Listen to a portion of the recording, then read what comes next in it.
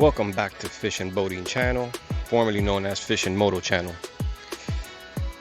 This video I'm just going to kind of show you the boat real quick, give you a brief description on what I've been doing the last 9 months, the reason I changed the channel name, and then kind of just let you know what I'm going to be doing going forward now that we have a bigger boat to be able to go out in and explore more. I do still have the motorcycle, still ride it, just between full-time job. I have a side DJ channel, which I'll put the link in the description.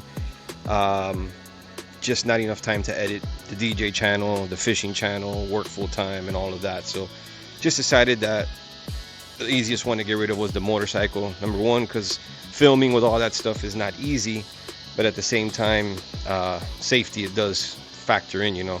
Carrying all that stuff, worrying about filming while riding a motorcycle is probably not the safest thing to do. So we're just going to leave that alone, and we're going to focus primarily on fishing. This is a 2008 Key West 1520. I purchased this boat in January of this year. I'm going to go over the few reasons why it's taking me so long to start posting again, but she's a great boat. Gave me some issues early on, but I'll go over those specifics here in a moment.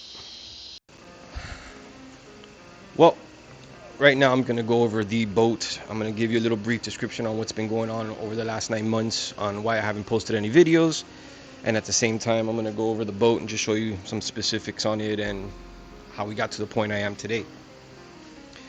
So it's basically in October, November of last year, last video I did, I just decided that it was time to get a bigger boat. The cold weather was coming.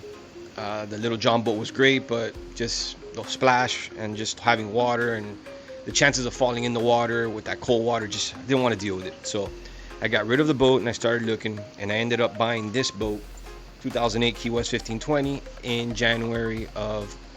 end of January of 2026. When I first bought it, I took it out. I got a great deal on it. As you can see, it's pretty clean. I've done some stuff to it, but it was clean when I bought it. But I took it out, and the first few times I took it out, after an hour, it would just die on me. I'd be going for 30 minutes, and then no fuel. So obviously we all know fuel issues can be a pain in the butt. So I started doing some work myself. I changed myself the anti-siphon valve, the fuel pickup. I ran new fuel lines all the way to the motor. I pretty much added a low pressure fuel pump, did all of that, and it extended it. I was able to run maybe 2-3 hours, but it would still die.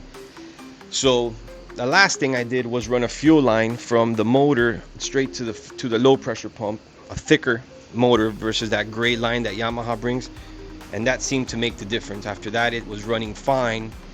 Ran fine 2 or 3 times, and then one time it did stop again. But I'll tell you what that issue was. When I bought this motor, on the left side on the thermostat housing, it had a JB weld on it. So basically it had like a hairline crack on the actual block itself.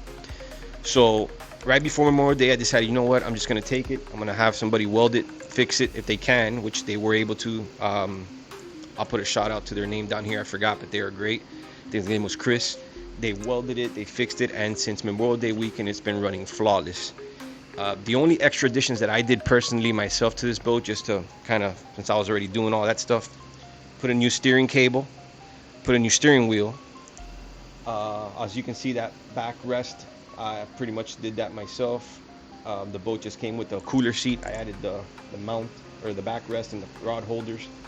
I also added a NEMA system. So now I have digital gauges, which I'll put a small clip here of them. They're by Veritron. They work in a buddy system, but they're great because they're analog and digital, which means I have all the information from my motor on there, but at the same time I can run my analog fuel cables to it and get my fuel reading. So beside that, the boat has been great. I've been taking it out since May nonstop. It's worked great. In the summer we don't fish as much because it's so hot, so we do a lot of sandbar and things like that. And now that we're turning into fall here in the next month or two, I want to start ramping up the fishing, so hence why I'm bringing back the channel. Beside that, the only other addition I did was I got this Walmart phone for 20 bucks, and I basically downloaded Navionics, didn't connect it or anything, just it had, these phones bring GPS signal, and I use this next to my Garmin side scan and down scan and all that as my maps. Just pay the Navionics fee a year, something I did cheap because, again, I don't go offshore too often and things like that, so I don't need a lot of maps to figure out where I'm going, just kind of more for the bottoms when I go into like some of these creeks and things like that. But I'm gonna give you a quick walkthrough of the boat here. It also brought here, I'll show you guys here real quick.